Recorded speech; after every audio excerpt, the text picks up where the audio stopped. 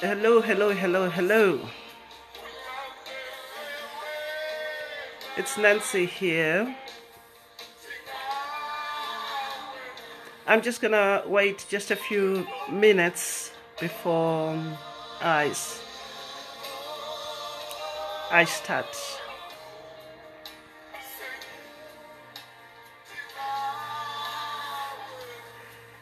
Hello, hello.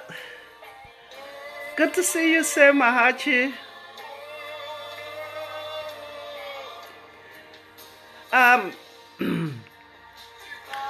Today I'm gonna talk about a topic.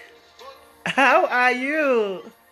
Tete is doing very well, blessed of God, and I hope you and the family are doing very well, kept by God Himself.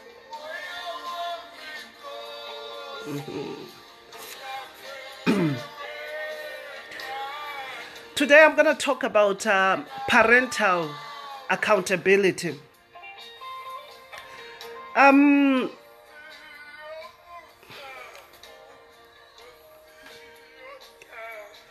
good to know that you're doing well.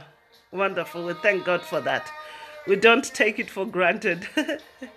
I will, by God's grace. I'm going to talk about parental accountability. You know,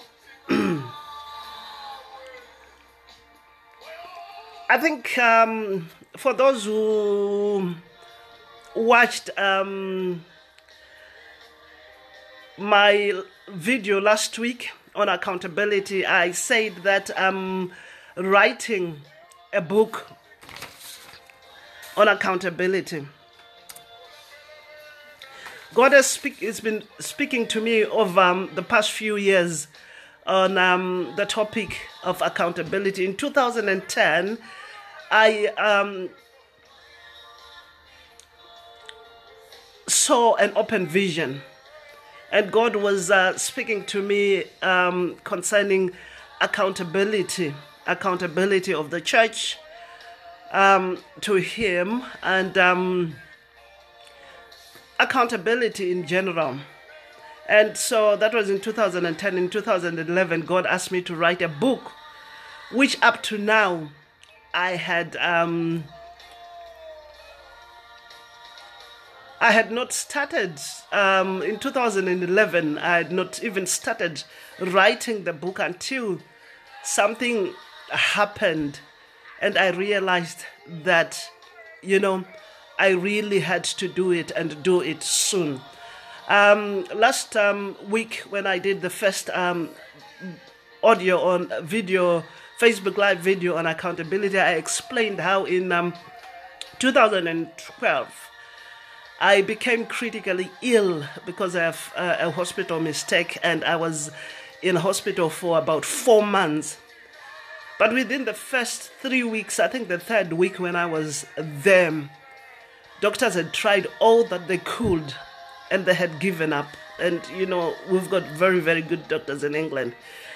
I had 2 consultants seeing me every single day. I had so many doctors coming into my room every time. I almost died. I got to a point when I told my husband, because I wasn't able to eat everything that I was eating, I was throwing up.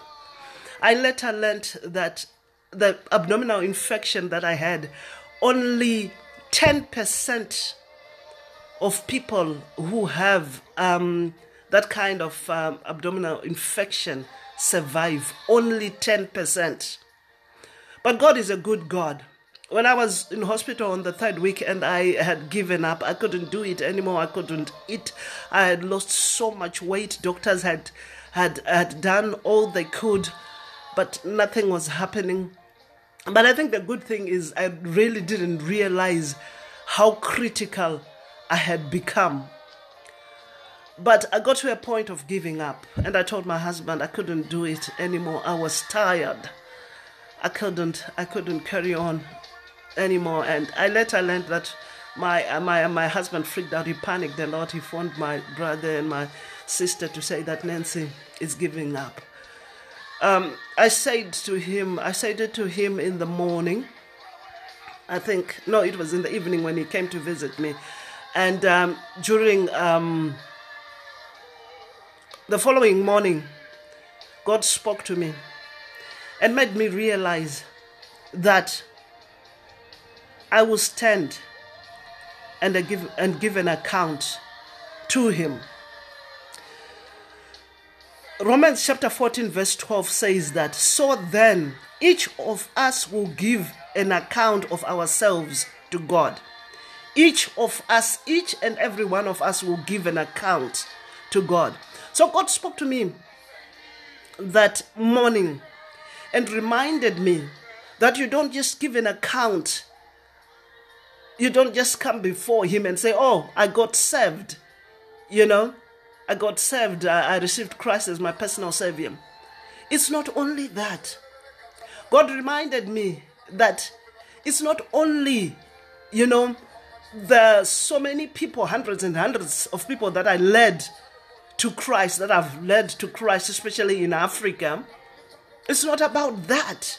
God reminded me that I am accountable for the book. Actually, by that time, he had asked me to write 3 books. Right, the first book that he told me to write in 2011 was Accountability. And then later he told me to write a book on intimacy with God, and also another one on to remind the church to return to him. Yes, it's return to me. That's the other one.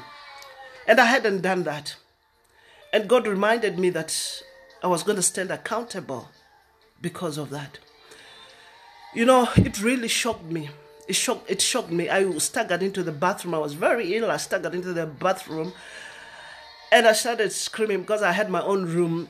I started screaming and telling the devil that you are a liar. I said, devil, you are a liar. I will not die, but I will live and finish my purpose. I will not die, but I will live. I started declaring that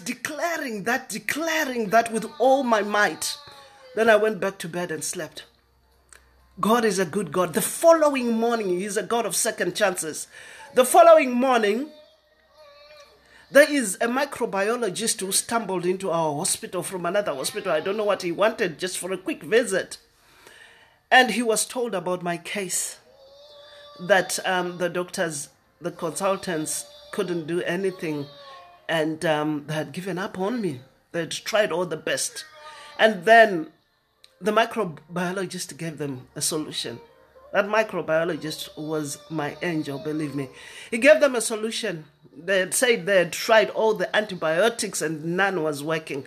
They were doing it intravenously, and he told them to take the antibiotics and inject them straight into my abdomen. Boy, oh boy, it was painful.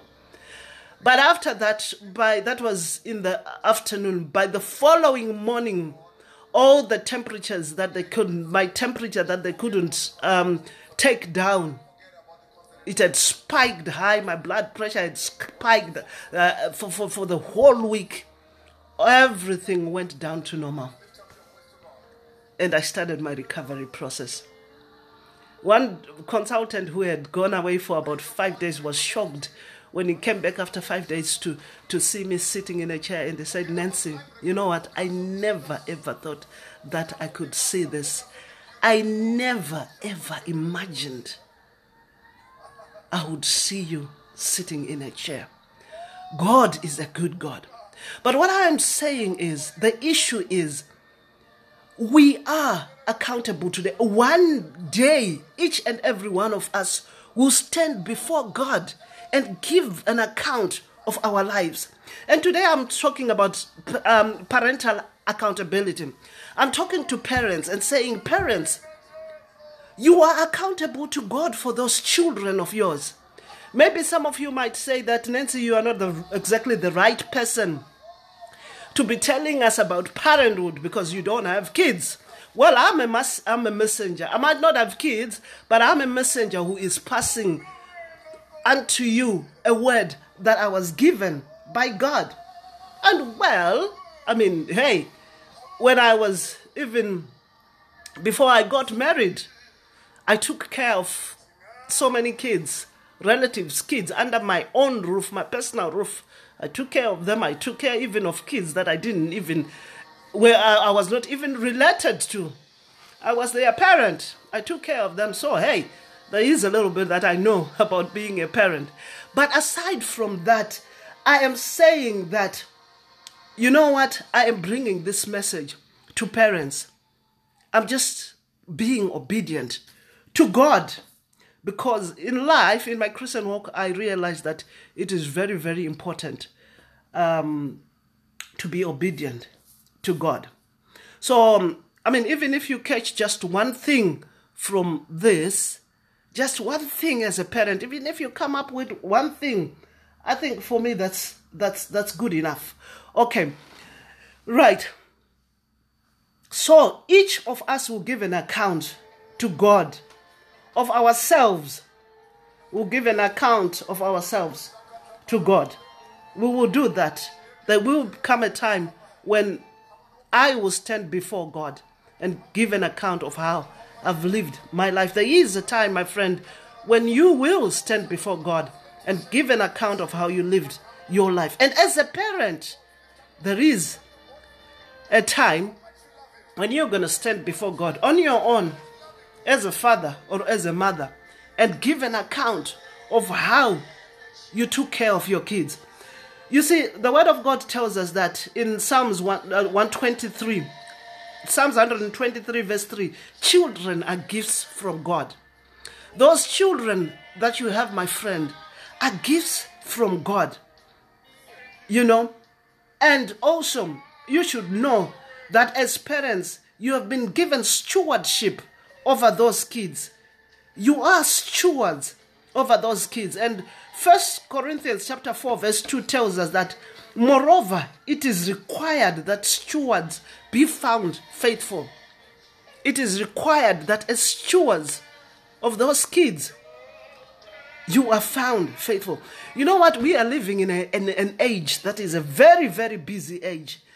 You know, parents are very busy, especially in the diaspora. Parents have got 2 or 3 jobs.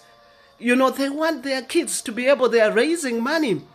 They are saving money for their kids to be able to go to university, to live comfortable lives, to buy houses, you know, so that their kids are comfortable. But tell you what, in doing so, parents end up not having time with their kids at all, because when they come back from work, if you've come back from a night duty, you are tired, all you want to do is just go to bed, you know, and by the time your kids come back from school, you are getting prepared to go to work. So kids do not have time. You know, you might give your kids money, you might give them the gifts that they want, but more than that, they want time with you. Many kids are being mentored by the TV. Many kids are being groomed online because parents do not have time with their kids. So, you know, God was saying that parents, you should know that when you stand before me, among other things, you are accountable for how you mentored your kids. So, I am saying that parents, ask God to help you to find time with your kids. It's very important. I was reading a book by Jim George, which was Jim George was the book is called Men After God's Own Heart. And he was explaining how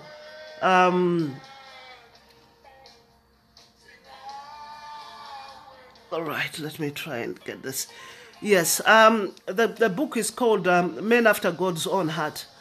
And Jim George was saying that Christian marriages are disintegrating at an alarming rate. Even Christian marriages, not only worldly marriages, but also Christian marriages are disintegrating at an alarming rate. And because of this affects also the children. Jim George went on to say that in another chapter, children in Christian homes are not receiving the proper training and modeling from their parents.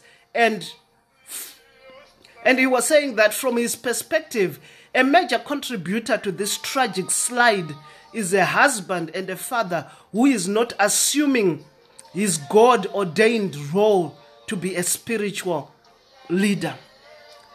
He was saying he is a man, and he was saying that children even in Christian homes, are not receiving proper training and modeling from their parents.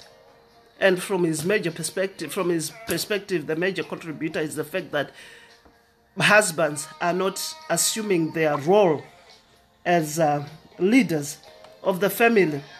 So, what I'm saying is, parents, you should do your roles as parents. Mothers, you need to spend time with the girls. Fathers, you need to spend time with your boys to mentor them. Otherwise, if you don't mentor them, they are going to be mentored by the TV. They are gifts. So take care of the gifts that you have been given. Some of us haven't been blessed with kids as yet. So appreciate what you have.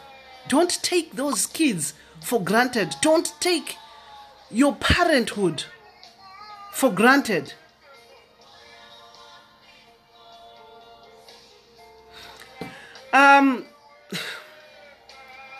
So spend quality time with your children.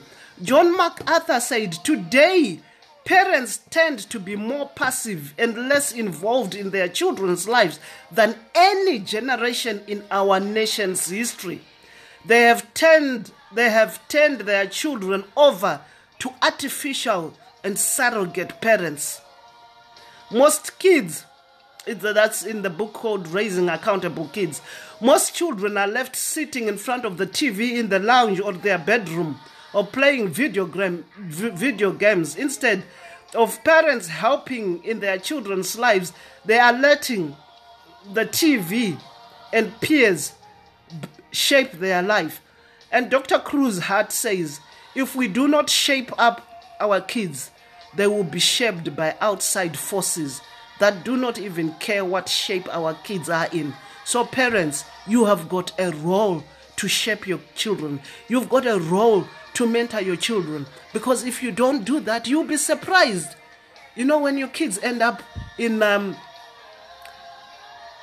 jail, you know, even if they are Christian kids, they will end up in jail. Even if they are good kids, things will happen to them and you'll be surprised and wonder where you got it wrong. You got it wrong in the sense that you were not taking time to be with your kids. You need to spend time. You need to be intentional. I know parents are very busy, but you need to be intentional. You know, talk to your wife. You know, as the men, mentor the boys. The mothers, mentor the girls. You know, because if you don't do that, if you just leave them to video games. I was listening on news yesterday and they were saying that there are so many, a great percentage, about a great many kids here in England who are hooked on things like, what are they talking about? Gambling. They are hooked on gambling. They are hooked on gambling. The percentage that they gave was amazing. I was shocked that so many kids will be hooked on gambling. Some gamble. They were saying that kids below the age of 16 use about 16 pounds a week doing gambling. And there was a mother who was explaining how her kid was hooked on gambling and ended up committing suicide because of gambling. So if you are not taking care of your kids, if you are not looking at if you're not checking what they are doing on the computer, this is what happens. Your kids, as young as they will be, high school kids, end up hooked on pornography. Why? Because you are not checking and seeing what they are doing. You are not spending time. They need one-to-one time with them. Go with them to a movie. Talk to them. Take them for lunch and just chat with them and whatsoever. Otherwise, you will be shocked. Your kid telling you that they are pregnant, although they are Christian kids. They go for sleepovers at houses that you have never been before. You don't even know the parents, what sort of parents your kids are going to a sleepover, what sort of parents they are. You don't care. You're just saying, oh, you go. Okay, let's pack your things. Go. What if they end up being taught drugs there and sex and stuff like that? Who are you going to blame? There are many people there, men, pedophiles, pretending to be 15-year-olds and proposing to girls and grooming them on the computer, under your roof. Parents, you will be accountable to God for those kids. Refuse to let peer pressure, TV, or Facebook mold your kids. Kids are hungry for knowledge, especially when they are in puberty stage. So they will look for things for themselves on the computer if you are not spending time with them. So mothers, mentor your girls. Fathers, mentor your boys, so that they will grow to be the kind of kids that you want them to be. John Miller said that in his book, in one of his books, modeling is the most powerful of all teachers. You have to model what you desire to see in your parents. Unfortunately, many parents tend to look outside their families for their kids to get models, role models like celebrities, teachers, and relatives. You know, those are the people that they want to mentor their kids. But as parents, you also need to teach your kids to be accountable from a tender age. When they learn accountability, they will grow up as accountable kids. But they have to learn, they have to see it in you. They mirror what they see in you.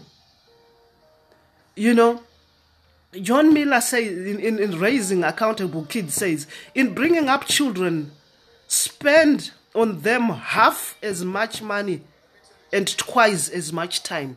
In bringing up your kids, my friend, spend half as much money on them and twice as much money on them. So double up on the time that you spend with them and lessen the amount of money that you give them. Proverbs 22 verse 6 says, train up a child in the way they should go, and when he is old, he will not depart from it. There are so many things that I would have wanted to say. I've got so many things, a lot of things on fathers mentoring their boys and mothers mentoring their girls. But I think I will leave that for another day. I think for now, because of time, I think that's enough for today. So just remember, my friends, parents, you are stewards of those kids. Your kids are gifts from God, and it is required that stewards be found faithful. One day you will, on your own, stand before God and give an account of yourself as a parent before God. So I'll continue doing some more clips on other topics on accountability. But thank you very much for the time. Share with a friend if it has blessed you. Share on your page so other parents can be helped. God bless you so much. I love you. Take care of yourself. And remember, God loves you even more. Bye.